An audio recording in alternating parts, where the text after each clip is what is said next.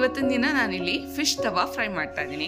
Fish ತವಾ fry ಮಾಡೋದಕ್ಕೆ ಇಲ್ಲಿ ಏನೇನು ತೊಗೊಂಡಿದ್ದೀನಿ ಅಂತಂದರೆ, ಫಿಶ್ ತೊಗೊಂಡಿದ್ದೀನಿ 1 kg ಅಷ್ಟು, ಮತ್ತು ಶುಂಠಿ ಬೆಳ್ಳುಳ್ಳಿ ಪೇಸ್ಟು, ಸ್ವಲ್ಪ ಕೊತ್ತಂಬರಿ ಸೊಪ್ಪು, ಮತ್ತು 3 ನಿಂಬೆಹಣ್ಣು, ಸ್ವಲ್ಪ ಉಪ್ಪು, ಅಚ್ಕಾರದ ಪುಡಿ, ಧನಿಯಾ ಪುಡಿ, ಸ್ವಲ್ಪನೇ ಸ್ವಲ್ಪ ಜೀರಿಗೆ ಪುಡಿ, ಸ್ವಲ್ಪ ಗರಂ ಮಸಾಲ, ಮತ್ತು ಒಂದು ಅರ್ಧ ಚಮಚ ಅಕ್ಕಿ ಹಿಟ್ಟು ಮತ್ತು ಮೈದಾ ಹಿಟ್ಟು. ಇದಿಷ್ಟೇ ಇಂಗ್ರೀಡಿಯೆಂಟ್ಸ್ ಹಾಕ್ಕೊಂಡು ನಾವು ತುಂಬ ಟೇಸ್ಟಿಯಾಗಿ ಮತ್ತು ತುಂಬ ಸಿಂಪಲ್ಲಾಗಿ ನಾವು ಇವತ್ತಿನ ದಿನ ಫಿಶ್ ತವಾ ಫ್ರೈ ಮಾಡ್ಬೋದು. ಇವಾಗ ಮೊದಲಿಗೆ ಇಲ್ಲಿ ಏನೇನು ತೊಗೊಂಡಿದ್ದೀನಿ ಇದನ್ನೆಲ್ಲ ನಾನು ಪೂರ್ತಿಯಾಗಿ ಕಲಿಸ್ಕೊತೀನಿ.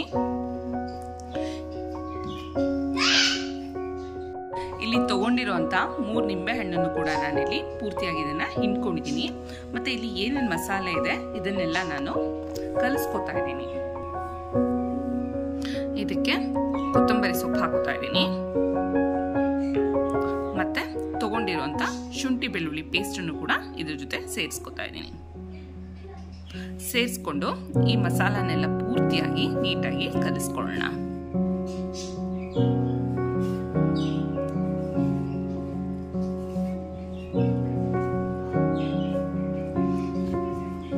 ಪೂರ್ತಿಯಾಗಿ ಕಲಿಸ್ಕೊಂಡು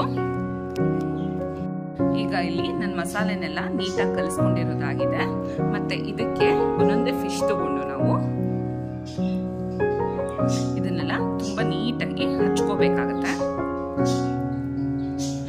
ಇದೇ ರೀತಿಯಾಗಿ ಎಲ್ಲ ಫಿಶ್ಗೂ ನೀವು ಹಚ್ಚಿ ಇದನ್ನ ಅಟ್ಲೀಸ್ಟ್ ಅಂದ್ರೆ ½ an hour ಆದ್ರೂ ಇದನ್ನ ಮ್ಯಾರಿನೇಟ್ ಆಗೋದಕ್ಕೆ ಬಿಡಬೇಕಾಗತ್ತೆ. ಇದೇ ರೀತಿಯಾಗಿ ಎಲ್ಲ ಫಿಶಸ್ಗೂ ಕೂಡ ನೀಟಾಗಿ ಹಚ್ಕೋಬೇಕಾಗತ್ತೆ. ಈ ಮೀನು ಹೆಸರು ಗೌರಿ ಮೀನು ಅಂತ ಹೇಳಿ. ಮಾಂಸ ತುಂಬಾ ಚೆನ್ನಾಗಿರುತ್ತೆ. ಮತ್ತು ಮೀನು ಯಾವಾಗಲೂ ಅಷ್ಟೇ ಉಪ್ಪು, ಹುಳಿ, ಖಾರ ಇದೆಲ್ಲವೂ ಮುಂದೆ ಇರಬೇಕು, ಆವಾಗ ಮಾತ್ರ ಚೆನ್ನಾಗಿರುತ್ತೆ. ಹಾಗಾಗಿ ನಾನಿಲ್ಲಿ ಹುಳಿ 3 ನಿಂಬೆಹಣ್ಣು ತೊಗೊಂಡಿದ್ದೀನಿ. ನಿಮ್ಗೆ ಇನ್ನೂ ಸ್ವಲ್ಪ ಬೇಕು ಅಂತಂದರೆ ಇನ್ನೂ ಸ್ವಲ್ಪ ಹಾಕೋಬೋದು.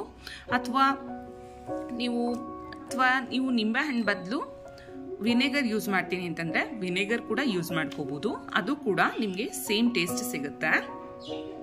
ಇಲ್ಲಿ ಈಗ ನಾನು ಎಲ್ಲ ಮೀನುಗಳಿಗೂ ಪೂರ್ತಿಯಾಗಿ ಮಸಾಲೆನ ಹಚ್ಚಿಟ್ಟಿದ್ದೀನಿ. 1 hour ಆಗೋವರೆಗೂ ಇದೇ ರೀತಿಯಾಗಿ ಇದು ಮ್ಯಾರಿನೇಟ್ ಆಗಲಿ ಅಂತ ಹೇಳಿ ಒಂದು ಪ್ಲೇಟ್ ಮುಚ್ಚಿ ಬಿಟ್ಬಿಡ್ತೀನಿ. ಈಗ ಇಲ್ಲಿ ½ an hour ಆಗಿದೆ. ಈ ರೀತಿಯಾಗಿ ಇದೆಲ್ಲ ಮ್ಯಾರಿನೇಟ್ ಆಗಿದೆ. ಈಗ ಇದನ್ನು ಒಂದು ತವಾ ಇಟ್ಕೊಂಡು ಅದ್ರ ಮೇಲೆ ನಾವು ಫ್ರೈ ಮಾಡ್ಕೊಳ್ಳೋಣ. ನಾನಿಲ್ಲಿ ಈಗ ಒಂದು ತವಾ ಇಟ್ಕೊಂಡಿದ್ದೀನಿ. ಮತ್ತು ಇದಕ್ಕೆ ನಾನು ಎಣ್ಣೆ ಕೂಡ ಹಾಕೋತಾ ಇದ್ದೀನಿ. ಇದು ಕಾರಿದೆ ಕೂಡ.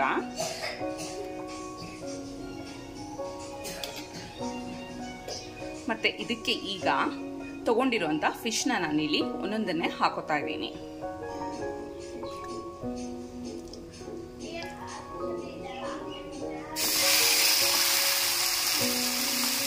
ಹಾಕಿದ್ದೀನಿ. ಮತ್ತು ಇದ್ರ ಮೇಲೆ ಏನು ಇವಾಗ ಎಣ್ಣೆ ಹಾಕೋ ಅವಶ್ಯಕತೆ ಇಲ್ಲ. ಸ್ವಲ್ಪ ಹೊತ್ತು ಆದಮೇಲೆ ಇದ್ರ ಮೇಲೆಲ್ಲ ಎಣ್ಣೆ ಹಾಕೊಂಡು ಬರೋಣ. ಮತ್ತು ಇದನ್ನು ನಾನು ಕವರ್ ಮಾಡ್ಕೊತಾ ಇದ್ದೀನಿ. ಹೀಗೆ ಇದು ಸ್ವಲ್ಪ ಒಂದು 5 ರಿಂದ 10 ನಿಮಿಷದವರೆಗೂ ಒಂದೊಂದು ಕಡೆ 2 ಕಡೆನೂ ಬೇಯಬೇಕಾಗತ್ತೆ. ಆದಷ್ಟು ಇದು ಫಿಶಸ್ನ ಯಾವಾಗಲೂ ನಾವು ಮೀಡಿಯಂ ಫ್ಲೇಮಲ್ಲೇ ಇಟ್ಕೊಂಡು ಬೇಯಿಸ್ಬೇಕಾಗತ್ತೆ. ತುಂಬ ಹೈ ಫ್ಲೇಮ್ ಮಾಡಿಬಿಟ್ರೆ ತುಂಬ ಬೇಗ ಕಪ್ಪಾಗ್ಬಿಡುತ್ತೆ. ಅದಕ್ಕೋಸ್ಕರ ಈಗ ಇದಾಗಿದೆ ಒಂದು ಸೈಡು. ಹಾಗಾಗಿ ಮತ್ತೆ ಇವಾಗ ಇದನ್ನು ಟರ್ನ್ ಮಾಡಿ ನಾವು ಬೇಯಿಸ್ಕೋಬೇಕಾಗುತ್ತೆ.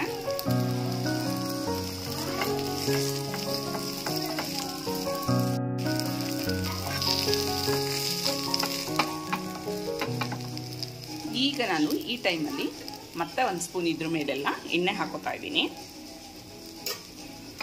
ಈಗ ನಾವು ಇದನ್ನು ಟರ್ನ್ ಮಾಡ್ಕೋಬೇಕಾಗತ್ತೆ.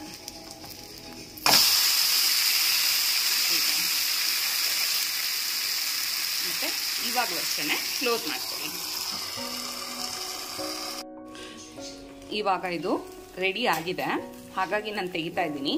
ಮತ್ತು ಇದೇ ರೀತಿ ಇನ್ನೂ ಉಳಿದಿರೋ ಅಂಥ ಫಿಶಸ್ನೆಲ್ಲ ಇದೇ ರೀತಿ ಫ್ರೈ ಮಾಡ್ಕೋಬೇಕಾಗತ್ತೆ. ಮತ್ತು ನಾನು ಇವಾಗ ಒಂದು ಸರ್ವಿಂಗ್ ಪ್ಲೇಟ್ಗೆ ಹಾಕಿ ತೋರಿಸ್ತೀನಿ ಯಾವ ರೀತಿಯಾಗಿ ಬಂದಿದೆ ಅಂತ ಹೇಳಿ.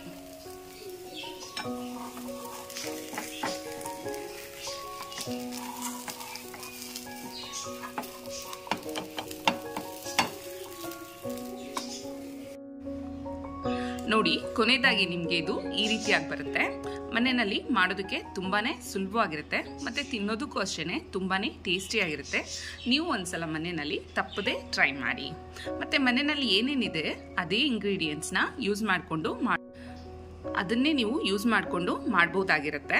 ಹಾಗಾಗಿ ಮನೆಯಲ್ಲಿ ತಪ್ಪದೆ ಒಂದ್ಸಲ ಟ್ರೈ ಮಾಡಿ. ನಾನು ಇವತ್ತಿನ ದಿನ ಮಾಡಿರೋಂಥ ರೆಸಿಪಿ ನಿಮಗೆ ಇಷ್ಟ ಆಯಿತು ಅಂದರೆ ಮರಿದೆ ನನ್ನ ಚಾನಲ್ನ ಸಬ್ಸ್ಕ್ರೈಬ್ ಮಾಡಿ. Thank you.